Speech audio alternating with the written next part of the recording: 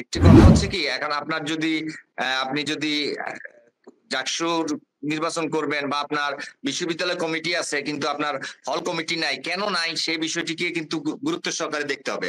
আমার এত বড় একটি রাজনৈতিক ছাত্র সংগঠন, সর্ববৃহৎ ছাত্র সংগঠন, আমার এখানে অনেক নেতা কর্মী।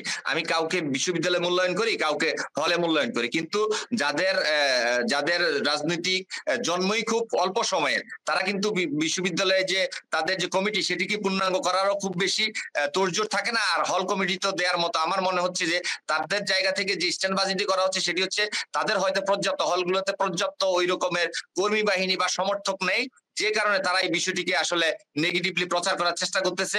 আমি আপনাকে এখান থেকে মানে আজকের এই টকশো থেকে আপনাদেরকে নিশ্চয়তা দিতে চাই, জাহাঙ্গীরনগর বিশ্ববিদ্যালয়ের ছাত্র দলের মাধ্যমে আর কোনোদিন গেস্ট্রম গণরম কালচার, শিক্ষার্থীদের জোর করে মিছিলে নিয়ে যাওয়া, শিক্ষার্থীদের মানসিক এবং শারীরিক নির্যাতন করা, এই সমস্ত ঘটনা আর বিশ্ববিদ্যালয়ে কোনোদিনও ফিরে আসবে না।